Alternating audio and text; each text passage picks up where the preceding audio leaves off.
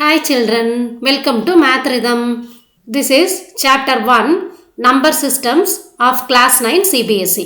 இந்த வீடியோவில் நம்ம லாஸ் ஆஃப் எக்ஸ்போனன்ட்ஸ் என்னென்னு பார்க்கலாம்.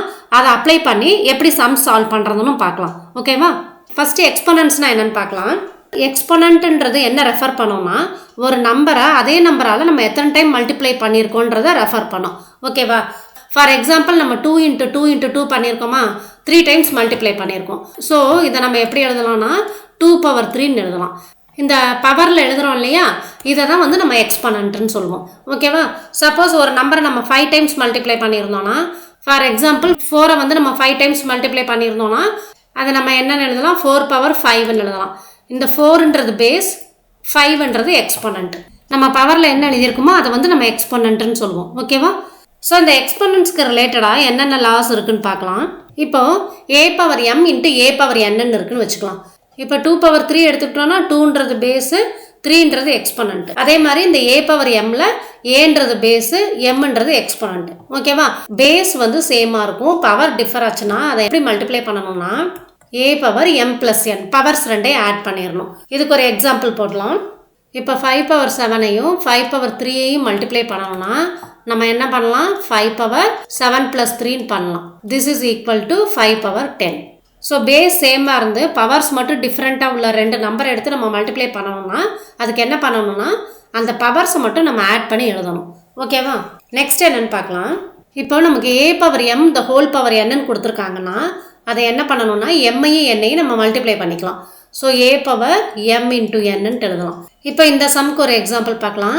இப்போ 5^7 இருந்ததுன்னா அதை எப்படி எழுதலாம்னா 5^7 × 3 எழுதலாம். This is equal to 5^21. ஓகேவா? நெக்ஸ்ட் லா என்னன்னு பார்க்கலாம். a⁴m / a⁴n கொடுத்துருந்தாங்கன்னா அதை நம்ம எப்படி சால்வ் பண்ணணும்னா a⁴m−n பண்ணணும். ஓகேவா? இப்போ இதுக்கு ஒரு எக்ஸாம்பிள் பார்க்கலாம். 5^7 / 5^3 இருந்ததுன்னா நம்ம என்ன பண்ணலாம்னா 5^7 - 3 திஸ் இஸ் ஈக்குவல் டு 5^4 எழுதலாம். ஓகேவா? நெக்ஸ்ட் லா பார்க்கலாம். இப்போ a⁴m × b⁴m பண்ணுறோம். அதாவது பேஸ் வந்து இதில் டிஃபர் ஆகுது, பவர் சேமாக இருக்குது, எக்ஸ்போனன்ட் சேமாக இருக்குது, பேஸ் டிஃபர் ஆகுது. அப்போ நம்ம என்ன பண்ணணும்னா a × b ⁴m எழுதணும். ஓகேவா? ஃபார் எக்ஸாம்பிள் 7^3 × 9^3 கொடுத்துருந்தாங்கன்னா இதில் பவர் சேமாக இருக்குது, பேஸ் டிஃபர் ஆகிருக்கு இல்லையா. நம்ம என்ன பண்ணணும் 7 × 9^3 பண்ணணும். This is equal to 63^3. 9 × 7 63 63^3 எழுதணும். ஓகேவா?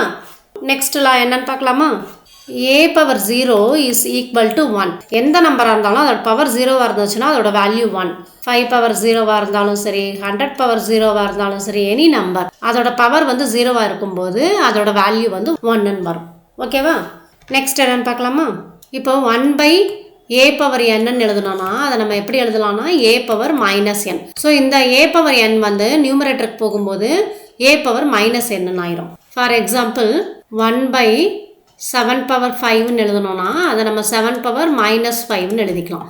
அதே போல் நமக்கு 7^−5 கொடுத்துருந்தாங்கன்னா அது 1/7^5 எழுதிக்கலாம். இதே வந்து நமக்கு 1/7^−5 கொடுத்துருந்தாங்கன்னா this is equal to 7/5. So டினாமினேட்டரில் வந்து பவரில் மைனஸ் இருந்ததுன்னா அது நியூமரேட்டருக்கு போகும்போது நமக்கு ப்ளஸ் ஆயிரும். அதே போல் டினாமினேட்டரில் வந்து பவர் ப்ளஸ்ஸாக இருந்ததுன்னா அது நியூமரேட்டருக்கு போகும்போது மைனஸ் ஆயிரும். ஓகேவா? இப்போ நம்ம நெகட்டிவ் பவர்ஸ் வச்சு கொஞ்சம் சம்ஸ் போடலாம். நான் இந்த எக்ஸாம்பிள் எல்லாமே பாசிட்டிவ் பவர்ஸ் வச்சு தான் உங்களுக்கு சொல்லியிருக்கேன் இல்லையா. இப்போ நம்ம நெகட்டிவ் பவர்ஸ் வச்சு கொஞ்சம் சம்ஸ் போடலாம். இப்போ நமக்கு 17^2 × 17^−5 கொடுத்துருக்காங்க. இப்போ என்ன பண்ணணும், a⁴m × a⁴n ஃபார்முலா அப்ளை பண்ணணுமா. அப்போது a⁴m+n கரெக்டா. ஸோ 17^2 + -5 பவர்ஸ் ரெண்டையும் ஆட் பண்ணணும். 2 + -5 நமக்கு என்ன ஆன்சர் வரும், 2 - 5 திஸ் இஸ் ஈக்குவல் டு -3 வரும் இல்லையா. அப்போ நம்ம என்ன எழுதலாம், 17^−3 எழுதலாம். 17^−3 இஸ் ஈக்குவல் டு 1/17^3. புரியுதா? இப்போ இன்னொரு சம் பார்க்கலாம். 5^2 ⁻7 கொடுத்துருக்காங்க. இது என்ன ஃபார்மில் இருக்குது, a⁴m n ஃபார்மில் இருக்கா. அப்போ a⁴m × n கரெக்டா. அப்போ நம்ம என்ன பண்ணோம்னா 5^2 × -7 திஸ் இஸ் ஈக்குவல் டு 5^−14 வருமா. அப்போ நம்ம எப்படி எழுதலாம், 1/5 5 பவர் 14 எழுதலாம். ஓகேவா? நெக்ஸ்ட் இன்னொரு சம் ட்ரை பண்ணலாம். 23 power minus 10 divided by 23 power 7. This is equal to இப்போ a power m divided by a power n கொடுத்துருந்தாங்கன்னா நம்ம என்ன எழுதுவோம்? a power m minus n எழுதுவோம் இல்லையா? அப்போ 23 power minus 10 a power m minus n, அப்போ நம்ம மைனஸ் 7 எழுதுவோம். So this is equal to minus 10 plus minus 7 நமக்கு என்ன ஆகும்? minus 17 வருமா? So 23 power minus 17. This is equal to 1 by 23 power 17 எழுதலாம் இல்லையா? இதுவே வந்து நமக்கு இப்படி கொடுத்துருந்தாங்கன்னா என்ன பண்ணலாம்? 23 power 10 divided by 23 power minus 7 கொடுத்துருந்தாங்கன்னா நம்ம என்ன பண்ணுவோம்? 23 power 10 அப்போ a power m minus n போடணும் இல்லையா பவரில்? அப்போ மைனஸ் n என்ன இருக்குது? மைனஸ் 7 இருக்குது. This is equal to 23 power 10 minus of minus 7 வந்து ப்ளஸ் 7 ஆயிரும் இல்லையா? அப்போ 10 ப்ளஸ் 7 வந்து நமக்கு 17 வருமா? So 23 power 17. புரியுதா? நெக்ஸ்ட் இன்னொரு சம் ட்ரை பண்ணலாம். 7 power minus 3 into 9 power minus 3. இப்போ இது என்ன ஃபார்மில் இருக்குது? a power m into b power m. Base டிஃப்ரெண்ட்டாக இருக்குது, பவர் சேமாக இருக்குது. அப்போ ab த ஹோல் பவர் mன்னு எழுதுவோம் இல்லையா? ஸோ அப்போ 7 into 9 the whole power minus 3. This is equal to 63 power minus 3. 63 power minus 3 நம்ம 1 by 63 பவர் 3ன்னு எழுதலாம். புரியுதா எப்படி போடணுன்ட்டு? இப்போ நெக்ஸ்ட் லா என்னன்னு பார்க்கலாம். இப்போ nth ரூட் ஆஃப் ஏன்னு கொடுத்துருந்தாங்கன்னா this is equal to a power 1 by n எழுதணும். ஓகேவா? For example cube root of 8ன்னு கொடுத்துருந்தாங்கன்னா 8 பவர் 1 by 3ன்னு எழுதணும். சப்போஸ் நமக்கு 4 பவர் 1 by 2ன்னு கொடுத்துருந்தாங்கன்னா இதோட மீனிங் என்னன்னா this is square root of 4. Square root of 4 வந்து 2 வரும் இல்லையா? சப்போஸ் 8 பவர் 1 by 3ன்னு கொடுத்துருந்தாங்கன்னா இதோட மீனிங் என்னன்னா cube root of 8. So this is equal to cube root of 2 into 2 into 2. அப்போ ஆன்சர் என்ன? 2ன்னு வரும் இல்லையா? சப்போஸ் நமக்கு வந்து 16 பவர் 1 by 4ன்னு கொடுத்துருந்தாங்கன்னா இதோட மீனிங் என்னன்னா 4th ரூட் ஆஃப் 16. அப்போ 4th root of 2 into 2 into 2 into 2. அப்போ இந்த 4 2லேருந்து நம்ம ஒரு 2 மட்டும் எழுதணும். ஓகேவா? ஸோ நமக்கு a பவர் 1 by n கொடுத்துருந்தாங்கன்னா that is equal to nth root of this a. புரியுதா? இதுவே a power m by n கொடுத்துருக்காங்க. இப்போ நம்ம a பவர் 1 by n-னா நம்ம என்ன எழுதுறோம்? nth ரூட் ஆஃப் a-ன்னு எழுதுறோம் இல்லையா? இதுவே a power m by n கொடுத்துருந்தாங்கன்னா எப்படி எழுதலாம்னா a power 1 by n the whole power m-ன்னு எழுதலாமா?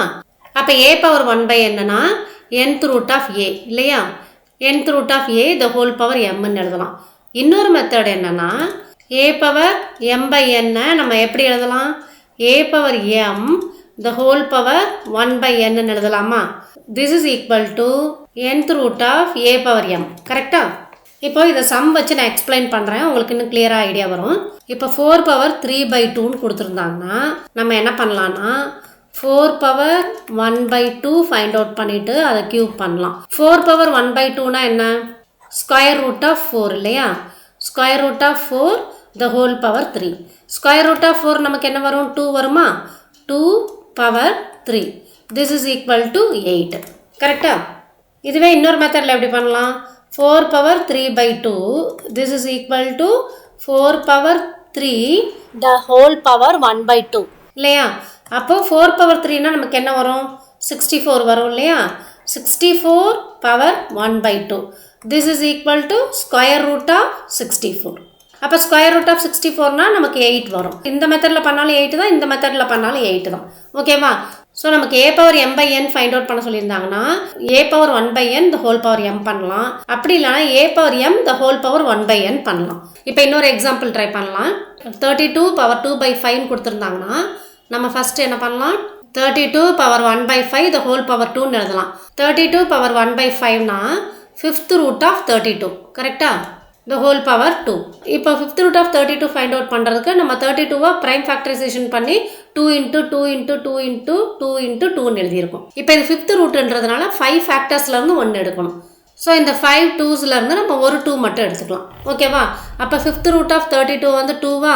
பவர் 2 இருக்குது. This is equal to 4. புரியுதா? இது ஆன்சர். இப்போ இதே சமயம் இன்னொரு மெத்தடில் போடலாம். 32 power 2 by 5 is equal to 32 power 2 the whole power 1 by 5 எழுதலாம் இல்லையா? இப்போ 32 ஸ்கொயருங்கிறது நமக்கு எவ்வளோ வரும்னா 1024 வரும். ஓகேவா? So 1024 power 1 by 5.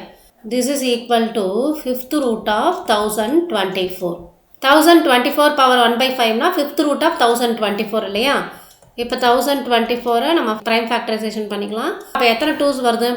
1, 2, 3, 4, 5, 6, 7, 8, 9, 10 வருது இல்லையா? ஸோ 1024 prime factorization பண்ணி எழுதியிருக்கோம். 5th root of 1024 find out பண்ணணும். அப்போ என்ன பண்ணலாம்னா இந்த 5 2ஸ்லேருந்து ஒரு 2 எடுத்துக்கணும், இந்த 5 2ஸ்லேருந்து ஒரு 2 எடுத்துக்கணும். அப்போது 2 into 2 4ன்னு வரும். ஸோ இந்த மெத்தடில் பண்ணாலும் நமக்கு 4 தான் ஆன்சர் வருது, இந்த மெத்தடில் பண்ணாலும் நமக்கு 4 தான் ஆன்சர் வருது. ஸோ உங்களுக்கு புரியணுன்றதுக்காக நான் 2 மெத்தட்லேயே எக்ஸ்பிளைன் பண்ணேன். எது ஈஸியாக இருக்கோ அதை ஃபாலோ பண்ணிக்கலாம். இப்போ நம்ம புக்கில் கொடுத்துருக்க எக்ஸாம்பிள் 20 சால்வ் பண்ணலாம். ஓகேவா? இதில் ஃபஸ்ட் ஒன் என்ன கொடுத்துருக்காங்க? 2 power 2 by 3 into 2 power 1 by 3 கொடுத்துருக்காங்க இல்லையா?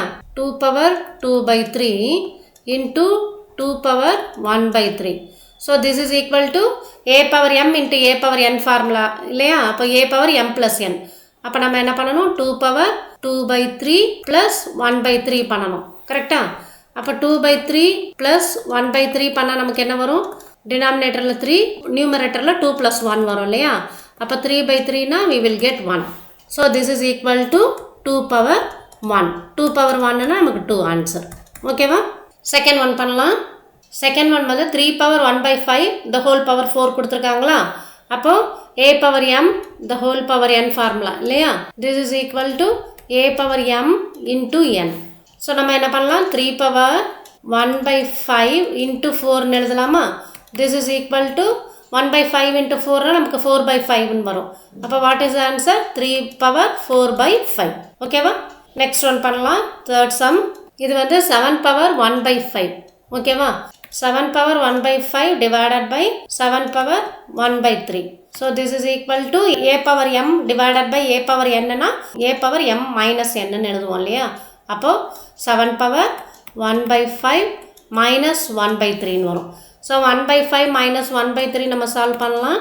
LCM வந்து 15 எடுத்துக்கலாம் இல்லையா? அப்போது 5 3ஆல் மல்டிப்ளை பண்ணால் 15 வரும். ஸோ நியூமரேட்டரையும் 3ஆல் மல்டிப்ளை பண்ணிக்கலாம்.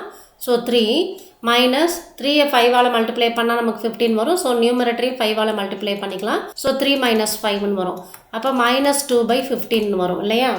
அப்போ this is equal to 7 power minus 2 by 15. So இது வந்து நம்ம 1 by 7 power 2 by 15ன்னு எழுதலாம். ஓகேவா? Next fourth one 13 power 1 by 5 into 17 power 1 by 5 கொடுத்துருக்காங்களா? அப்போது a power m into b power m ஃபார்மில் இருக்கு இல்லையா? அப்போ a into b the whole power m பண்ணுவோம் இல்லையா? 13 into 17 the whole power 1 by 5. So 13 into 17 பண்ணோன்னா நமக்கு 221 வரும். So 221 power 1 by 5. ஓகேவா? ஸோ இப்போ லாஸ் ஆஃப் எக்ஸ்போனன்ட்ஸ் அப்ளை பண்ணி சம்ஸ் எப்படி போடணுன்ட்டு ஒரு ஐடியா வந்திருக்கா? நம்ம எக்ஸசைஸ் சம்ஸ் போடும்போது இன்னும் ஃபெமிலியர் ஆயிரும். ஓகேவா? Thank you children. தேங்க்ஸ் ஃபார் வாட்சிங்.